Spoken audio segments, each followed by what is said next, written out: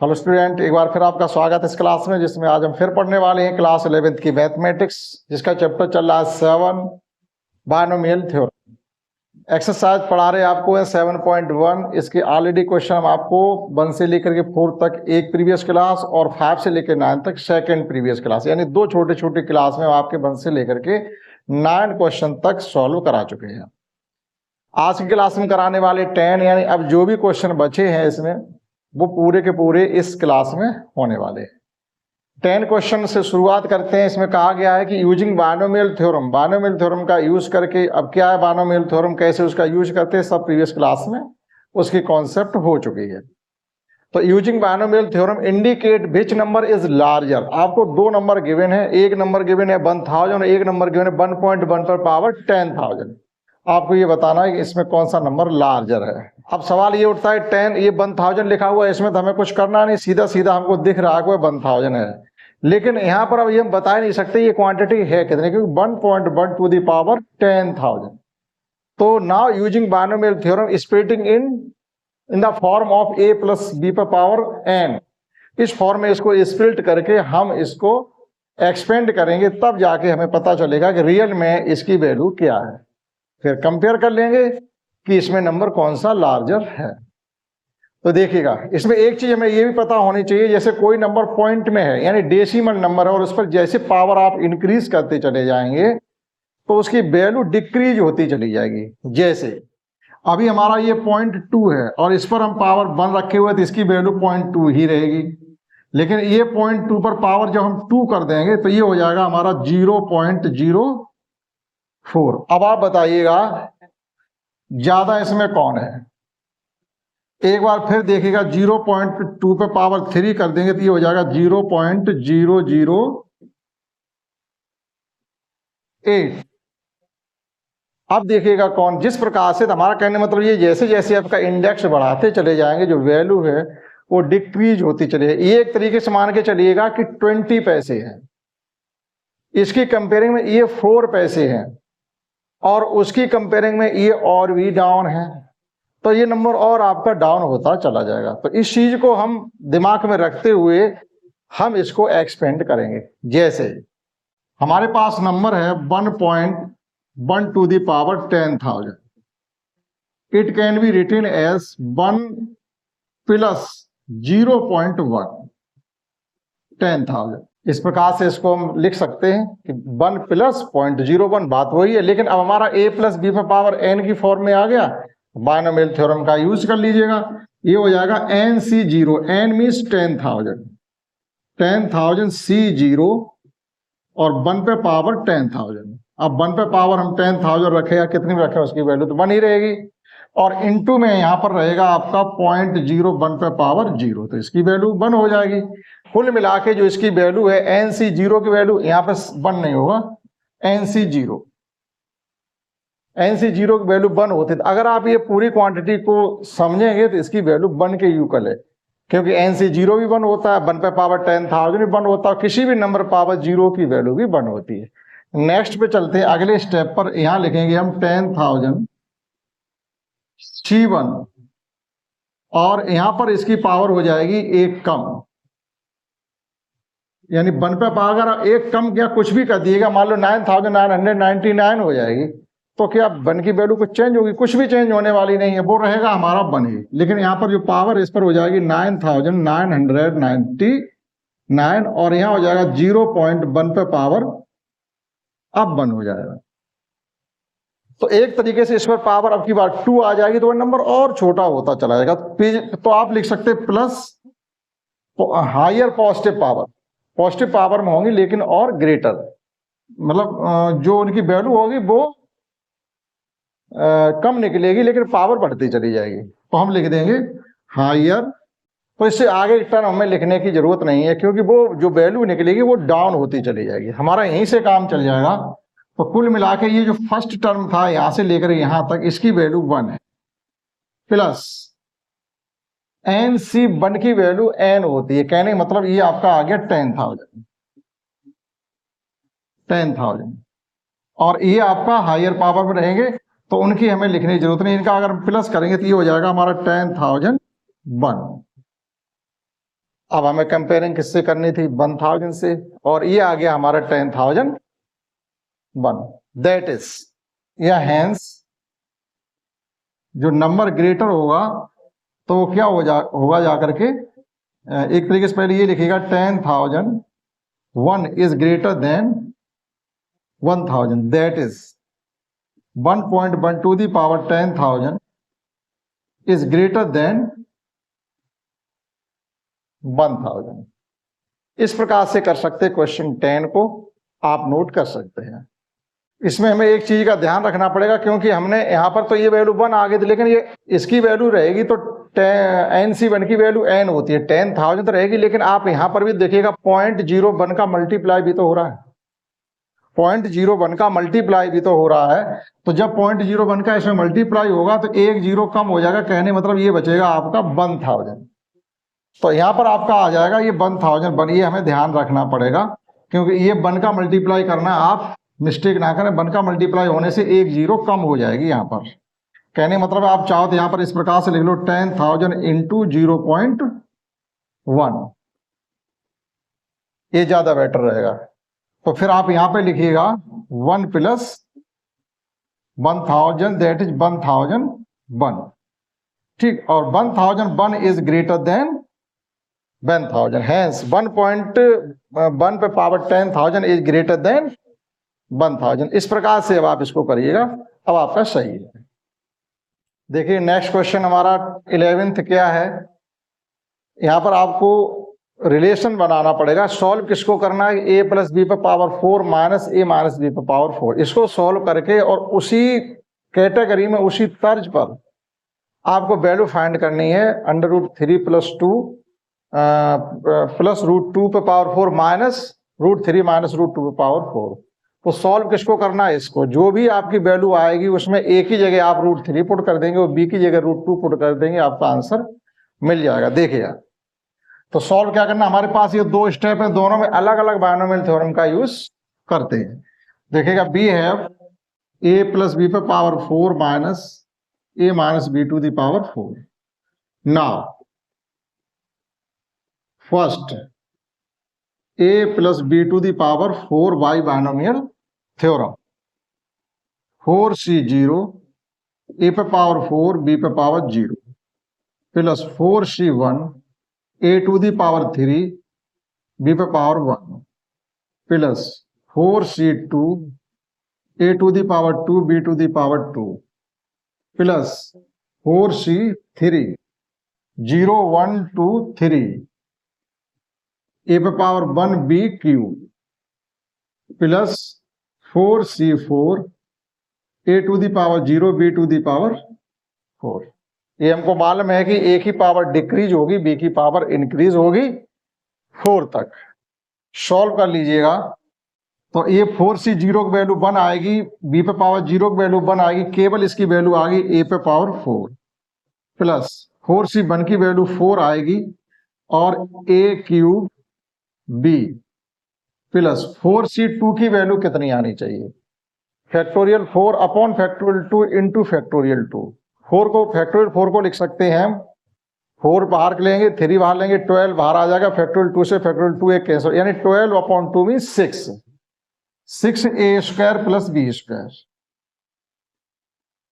Plus 4c3 की value 4 ही हो गई, 4ab क्यूब।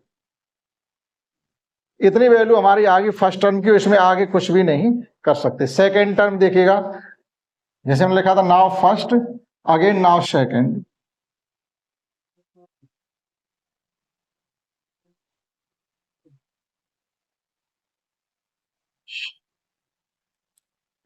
और सेकेंड है हमारे पास a minus B to the power 4। तो कुल मिला के वैल्यू तो इतनी ही आनी है,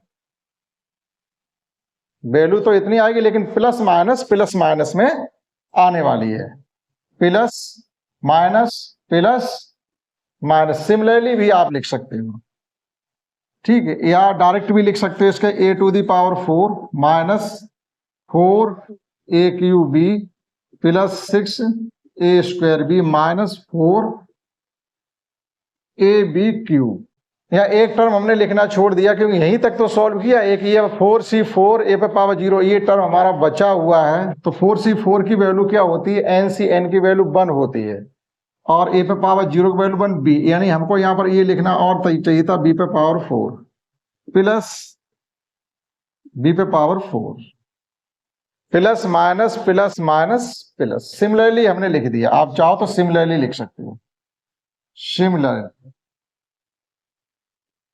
ठीक है, फर्स्ट ए को सॉल्व किया, दूसरे को सॉल्व नहीं किया। अब कंडीशन क्या आती है कि फर्स्ट टर्म से माइनस सेकंड टर्म माइनस हो रहा है, तो करना क्या है कि इन टर्म से इन वाले टर्म को हमें करना है सब्ट्रैक्ट। तो सब्ट्रैक्ट करेंगे तो ये साइन एक बार फिर चेंज हो जाएंगे। तो देखिएगा क्या करना है हमको। Now A plus B to the power 4 minus A minus B to the power 4 is equal to, ये सभी टर्म लिखेगा ए पे power 4 plus 4 A cube B plus 6 A square B square plus 4 A B cube plus B पे power 4 minus, इस minus की वजह जो ये जो टर्म लिखे हैं हमारे, ये सभी के साइन फिर चेंज कर दीजिएगा।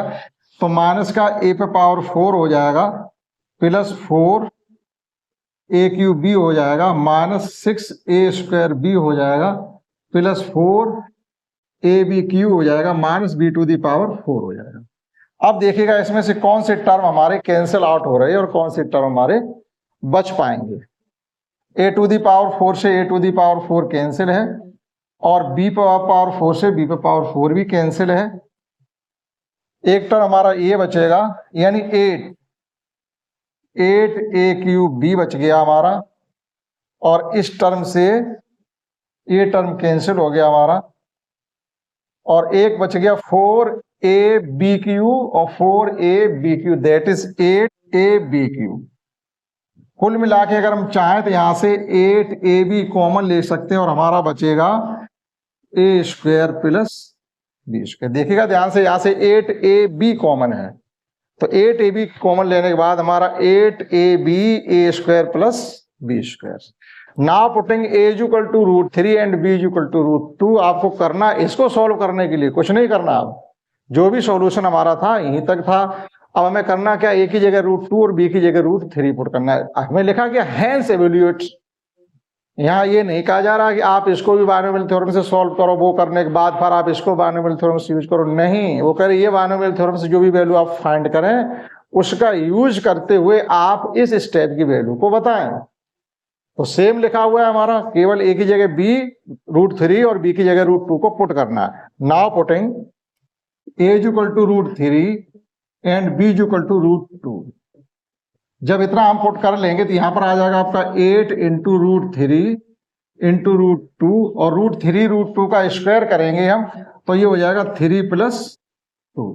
3 + 2 5 का मल्टीप्लाई हुआ आकर के 8 के साथ, तो ये हो जाएगा 40, और √3 √2 का मल्टीप्लाई भी किया जा सकता है √6। आपका फाइनल आंसर आना चाहिए 40 √6। इस प्रकार से क्वेश्चन 11th को हम सॉल्व कर सकते हैं, आप नोट कर सकते हैं। समझते हैं नेक्स्ट क्वेश्चन 12, जो 11th क्वेश्चन की तरह ही है। वहां माइनस साइन यहाँ पर गिवन था, यहाँ प्लस साइन गिवन है। x + 1 पे पावर 6 प्लस x - 1 पे पावर 6। जब इसको सॉल्व कर लेंगे तो फिर हम इसकी वैल्यू उसमें रख करके हम फाइंड कर लेंगे। इसे हमें अलग से सॉल्व करना नहीं है। यहाँ लिखा हुआ हेंस इवैल्यूएट। हेंस इवैल्यूएट का मतलब होता है जो आपने इसमें सॉल्व किया उसी की हेल्प से इसकी वैल्यू फाइंड करनी है। तो देखिएगा क्या करना है, हमको इनकी वैल्यू रखनी है भाई। बायनोमियल थ्योरम इनका आप एक्सपेंड कर दीजिएगा, दोनों का, एक का कर देंगे या दोनों का कर देंगे और प्लस कर देंगे। देखिएगा बी हैव x + 1 पे पावर 6 मीन्स डायरेक्टली आप बायनोमियल थ्योरम से इसका एक्सपेंड कर देंगे, इसको ओपन कर देंगे तो देखिएगा क्या मिलेगा हमको। 6c 0x पावर 6 प्लस 1 नहीं लिखेंगे क्योंकि 1 से कोई फर्क पड़ने वाला नहीं है। नेक्स्ट टर्म आ जाएगा हमारा 6c1 x to the power 5 plus 6c2 x to the power 4 plus 6c3 x to the power 3 plus 6c4 x to the power 2 plus 6c5 x to the power 1 plus 6c6 और x power 0। In the same way x minus 1 पे power 6 को भी हम open करेंगे लेकिन plus minus में लिखते हुए, दैट इज x माइनस 1 पे power 6c0 x power 6 minus 6c1 x power 5 plus 6c2 x power 4 minus 6c3 x to the power 3 plus 6c4 x square minus 6c5 x plus 6c6 x power 0। Addition करना है दोनों का, तो देखिएगा जो हमारे sign opposite हैं वो कैंसिल आउट हो जाएंगे, plus it means x plus 1 पे पावर 6 प्लस x माइनस 1 पे पावर 6 इज इक्वल टू, अब आप देखिएगा ये कैंसिल आउट हो गया, ये कैंसिल आउट हो गया और ये कैंसिल आउट हो गया, इवन पावर वाले टर्म हमारे बच गए हैं। 2 कॉमन ले लेंगे तो ये हो जाएगा 6c0 x power 6 plus 6c2 x power 4 plus 6c4 x square plus 6c0, यानी इसको 1 ही लिख दीजिएगा, 6c6 x पावर 0 इसकी वैल्यू 1 रहेगी। अब इसमें आगे हम क्या कर ले सकते हैं, इसकी वैल्यू निकाल लीजिएगा, एक स्टेप और ले लीजिएगा, 6c0 की वैल्यू 1 यानी x पावर 6 प्लस 6c2 की वैल्यू कितनी होनी चाहिए, factorial 6 upon factorial 4 up into factorial 2, factorial मतलब 5 6 बाहर लेंगे, 5 बाहर लेंगे, 30 बाहर लेने के बाद अपॉन में 2 बचेगा, यानी 15x power 4, 15x power 4 plus जो वैल्यू हमारे 6c2 की निकली है वही वैल्यू 6c4 की निकलेगी, फैक्टोरियल मतलब factorial 6 upon factorial 2 into factorial वही टर्म आ रहे हैं तो 15 ही आने वाली है, 15x square plus 1। Now putting x equal to root 2, x equal to root 2 put करने के बाद आपको आपका जवाब मिल जाएगा। Now putting x equal to root 2 जैसे ही पुट करोगे इसमें तो क्या मिलेगा आपको, 2 बाहर है ही, यानी रूट 2 पे power 6 plus 15 root 2 the power 4 plus 15, solve कर लीजिएगा, यहां पर सॉरी 2 है, रूट 2 का मतलब होता है 1/2, तो एक तरीके से ये 2 पे पावर 1/3 हो जाएगा, 2 पे पावर नहीं 2 पे पावर 3, तो 2 पे पावर 3 का मतलब होता है 8 प्लस यहां बचेगा 2 पे पावर 2 का मतलब होता है 4 और 60 इंटू मतलब 15 इंटू 4 यानी 60 और ये है 2 यानी 30 प्लस 1, देखिएगा कितने हो गए, ये हो गए हमारे 90 98 99 99 टू या 198, फाइनल आंसर इसका आना चाहिए 198। एक बार आंसर मैच कर लीजिएगा उसके बाद आप इसको नोट डाउन कर सकते हैं, 198 हमें जवाब मिलना चाहिए, 198। तो ये था क्वेश्चन 12, आप इस प्रकार से इसको करेंगे, नोट कर लीजिएगा, समझते हैं। नेक्स्ट क्वेश्चन 13 समझते हैं, हमको शो करना, so that 9 power n plus 1 minus 8n minus 9 is divisible by 64। ये जो भी वैल्यू होगी वो 64 से डिविजिबल है और n आपका कोई भी पॉजिटिव इंटीजर है, ये भी कहा गया लास्ट में n is a positive integer. तो ये हमें प्रूफ करना है बाय बायनोमियल थ्योरम कि ये नंबर 64 से डिविजिबल, और कोई नंबर 64 से या किसी भी नंबर से डिविजिबल क्यों होगा या नहीं होगा, ये कैसे शो करेंगे। तो 64 के मल्टीपल में जो भी नंबर आएंगे तो ये मान लिया जाएगा ये गिवन नंबर इसके इक्वल टू में 64 इंटू में कुछ भी हो या इक्वल टू 64 के आ जाए। जैसे हमें क्या शो करना है, we have to show that 9 to the power n plus 1 minus 8n minus 9 is equal to 64 के मतलब है कि यहाँ ब्रैकेट में कुछ और भी हो सकता है या कुछ भी नहीं हो सकता, के इक्वल टू 1 भी हो सकता है लेकिन जीरो नहीं होगा, तो ये कह दिया जाएगा ये नंबर हमारा 64 से डिविजिबल है। Now we know that by binomial theorem, अब इस हिसाब से लिखिएगा कि जो हम इसको सही उसमें थ्योरम में बैठा पाए। जैसे मान लीजिएगा 1 प्लस a पे पावर हमारा m है, अब बायनोमियल थ्योरम से आप इसको एक्सपेंड करेंगे तो ये हो जाएगा हमारा MC0, और इसके बाद 1 पे पावर m आएगा तो उसे लिखेंगे नहीं, a पे पावर 0 आएगा यानी 1 पे पावर m और a to the power 0 plus MC1 1 पे पावर m-1, यानी एक कम होती चली जाएगी पावर, लेकिन उससे कोई फर्क नहीं पड़ेगा, तो उसको हम इग्नोर करके चले तो ज्यादा बेटर रहेगा। a plus mc2 a square plus dot dot dot mcm a पे पावर m। यहां तक हमने लिख लिया। अब इसमें हम पुट करेंगे a इक्वल टू 8 पुट करिएगा, क्योंकि हमें यहां चाहिए 9। इसकी ये जो फर्स्ट टर्म है हमें वो बनाना है। तो अगर हम तो हमारे पास पहले से ही है, तो a इक्वल टू अगर 8 पुट करेंगे तो 8 प्लस 1 9 हो जाएगा, और m की जगह n प्लस 1 पुट कर दीजिएगा। Now putting a equal to 8 and m equal to n plus 1, ये हम वैल्यू इसमें पुट करने वाले हैं। तो हमारा ये क्या हो जाएगा, इधर हो जाएगा आपका 9 पे power n plus 1, first term हमारा मिल गया। अब ये टर्म हमको और पता करने हैं, देखिएगा इधर आ जाइएगा, तो ये हो जाएगा हमारा n प्लस 1 c0 a पे पावर 0 प्लस m की जगह रख रहे हैं n plus 1 c1 a plus n plus 1 c2, और a की जगह रख रहे हैं हम 8, वो भी रखते चली जाए, अगले स्टेप के लिए मत रखिएगा 8, और यहां आ जाएगा आपका 8 का स्क्वायर प्लस, इसी प्रकार से नेक्स्ट टर्म आएगा आपका n प्लस 1 c3 8 पे power 3 plus dot dot dot n plus 1 cn।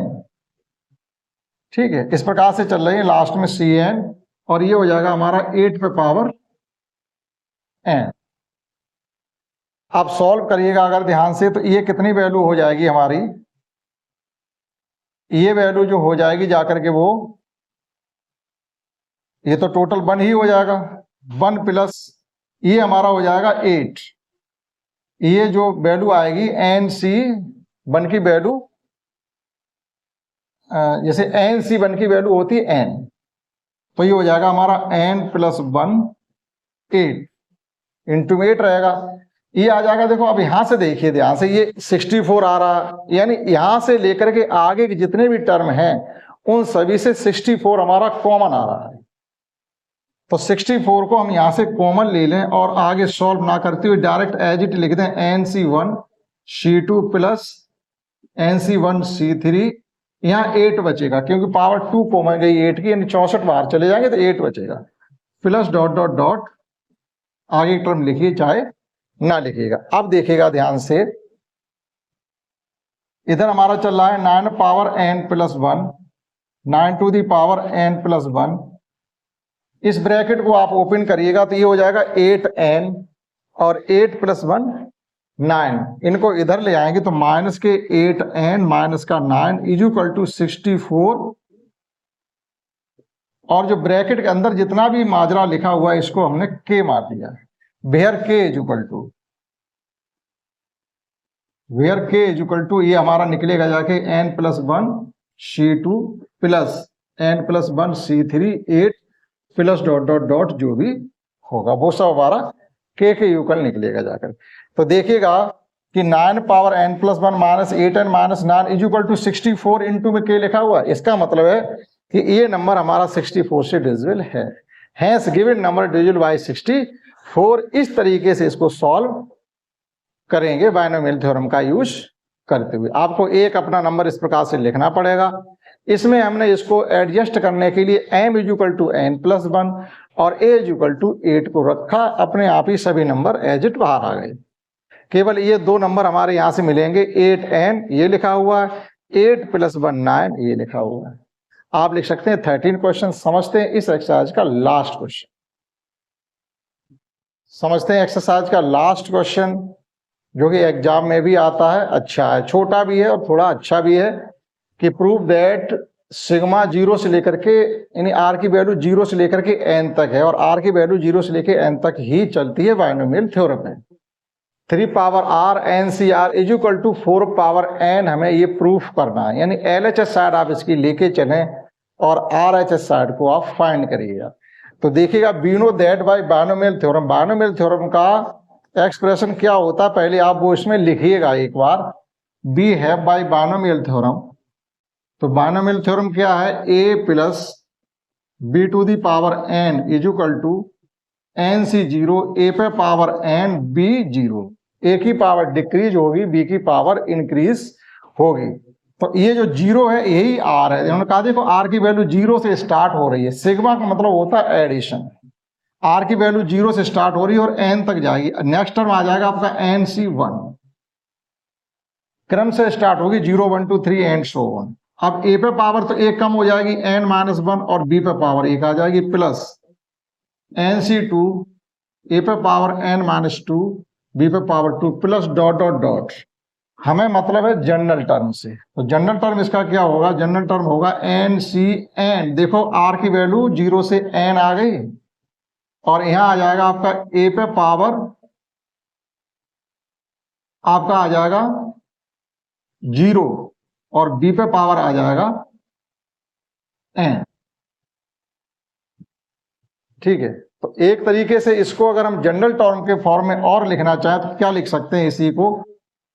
तो जब हमने ये इसका एक्सप्रेशन लिखा है तो लास्ट टर्म तक लिख दिया, लेकिन इसका आरवा टर्म कहां पर होगा, rth टर्म, तो वो यहां कहीं पड़ा होगा या आप मान के चलिए इससे थोड़ा पहले होगा, इससे थोड़ा पहले होगा। तो वो क्या होना चाहिए, NCR a to the power कम होती चली जा रही है तो n-r b to the power r, ये इसका जनरल टर्म माना जाएगा। ये तो लास्ट टर्म हो गया, ये फर्स्ट टर्म और बीच के टर्म, लेकिन एक जनरल टर्म भी तो मेरे पास होता है। तो जनरल टर्म हमारा क्या आ जाएगा इस प्रकार से, ये कि a प्लस बी पे power n is equal to, general term हमारा आ गया है NCR a पे पावर n-r और b पे पावर r।